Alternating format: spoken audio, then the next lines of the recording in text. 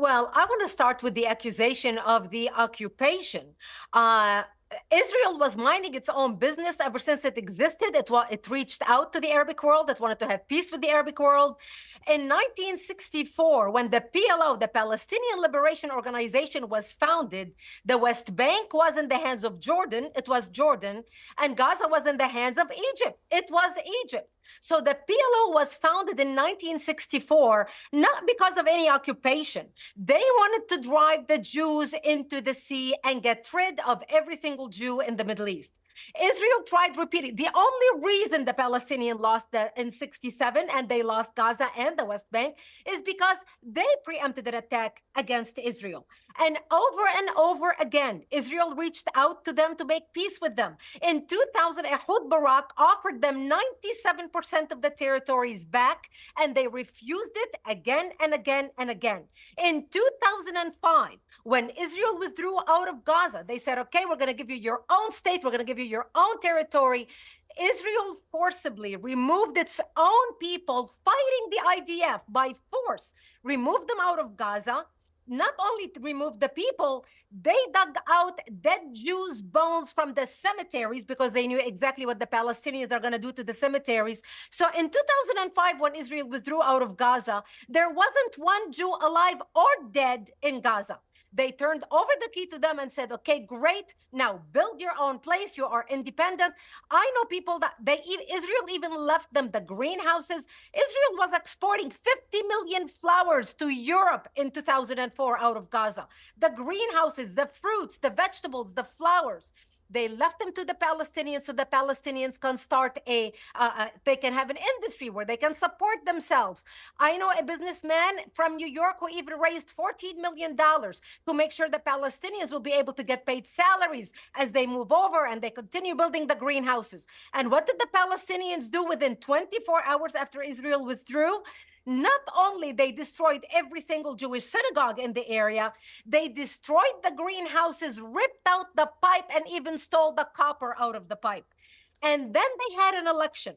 So in their first election, the first woman elected to the cabinet of Hamas was a woman by the name Nidal, the mother of al-Mukawama, they called her, the mother of the resistance. And she ran on the platform, I killed 3 of my sons, because she had videos of her sons, she dressing them in suicide bombers to go kill Israelis. She said, I already gave up 3 for the cause. I have another 7 to give. That's why she was elected. So that's a democratic election for Hamas. Israel did not put the Palestinians in a prison in Gaza. Hamas put the Palestinians in a prison in Gaza. Gaza could have been turned into Singapore. They had the money. They had more money pouring into the Palestinian territories and still do from all over the world. And what did they do with it? Build a tunnel infrastructure underneath bigger than the subway system in New York instead of helping their people. So those who scream about the occupation, the Palestinians have brought this on themselves again and again and again. Wow. But do you accept that Palestinians should have the same human rights as the rest of us? Absolutely. All humans are equal in the eyes of God. How can they do that? Okay, but here's the thing, Brigitte. But when it comes to this issue of occupation, I was very struck at the start of the response to October the 7th that very quickly Israel was able to turn on or off the tap of energy, the tap of water, the food supply, etc. That is only achievable if you are effectively occupying another country. Otherwise, you're not able to do it. So Israel has had this control over Gaza and the people that live there, which to me does not afford those people the same human rights as Israelis enjoy. It's inarguable, because if they didn't have that control, they couldn't turn on and off the energy or the water supplies. But why did Israel get to this point? Remember, in 2005, they gave them everything and they said, we are out. The Israelis even fought among themselves because, you know, some people did not want to move so don't get me Gaza. wrong. I think Hamas squandered all the money they were given, and Hamas has been the enemy of its own people. And when Hamas did what they did on October the 7th, they knew it was immediately sentencing to death thousands of their own people in the process. They knew that, right? So I think Hamas has got to go. I think Netanyahu has to go as well, and his right-wing headbang cabinet members who do speak in a genocidal way. None of this is ever going to lead to peace. But let me ask you, Brigitte, about Lowkey's claims about October the 7th. He says that there was this Hannibal directive. It's been much speculated. Haritz says that they found evidence there was. The IDF has never admitted there was a Hannibal directive. But it is possible in the fog of war that day that I guess some of the casualties came because of Israeli fire. We don't know that. But Lowkey wants people to believe hundreds and hundreds of people who died that day on the Israeli side were killed by Israel.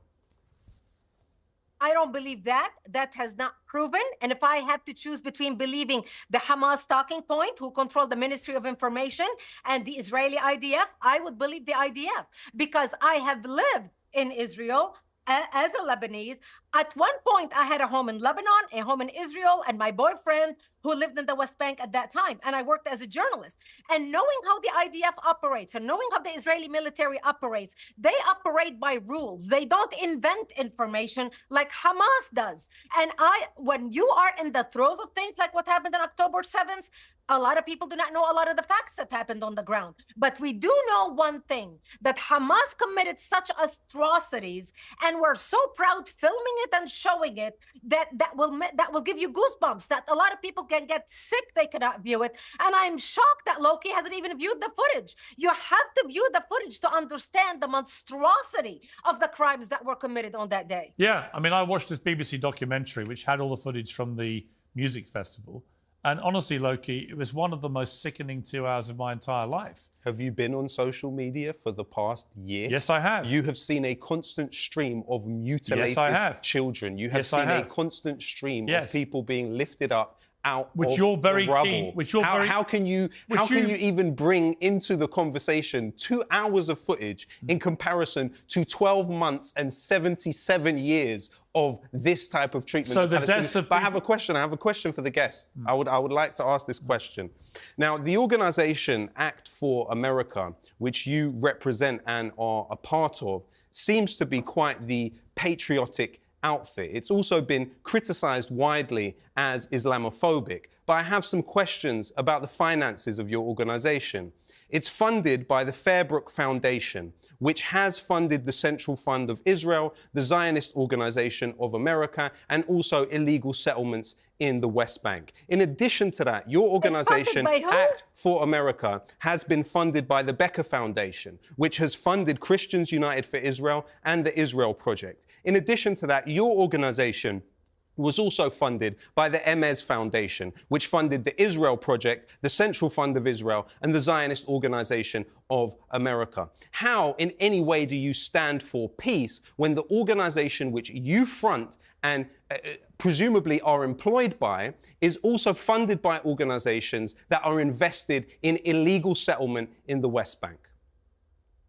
Actually, my organization, which I run, and I'm the founder and chairman, I not only work for it, was founded after September 11th to protect America against the threat of radical Islamic terrorism. It shares funders. It shares funders with those building illegal settlements in the West Bank. You already spoke your mind. You already spoke your mind. Now it's my time to answer. My organization was founded to impact policy in the United States, to protect the United States from the threat of radical Islamic terrorism coming from Al-Qaeda, ISIS, Hezbollah, or whoever happened the terrorist organization are. We work with Muslims. We have Muslims on our board. We have Muslims who are members. We had every single conference we always had a keynote speaker who is Muslim that speaks because they care about America. You know what? I feel like we're getting. Listen, I feel like we're getting. Not let me finish. Brigitte, I feel like we're getting a bit. That you're talking I feel like we're getting a bit. The fun. Look, fascinating though it is, the makeup of your business, it's not really the point of what this debate is, right? Right, it's not the point, exactly. The point I would make, Brigitte, is this. I do think Lowkey has a good point about the settlements, right? What is going on in the West Bank with this rapid, aggressive expansion of settlements is completely outrageous. It's illegal, it's wrong, it shouldn't be happening. Why is it happening? Sorry, you cut out. You mean the settlements in the West Bank? Yeah, the expansion of settlements on the West Bank in the last year has been completely outrageous. Well, look, there's a radical wing within Israel that wants to expand the settlements. And the settlements is an issue. I agree with you. You're funded by the same people who are very upset about the settlements. You're funded by the same organizations.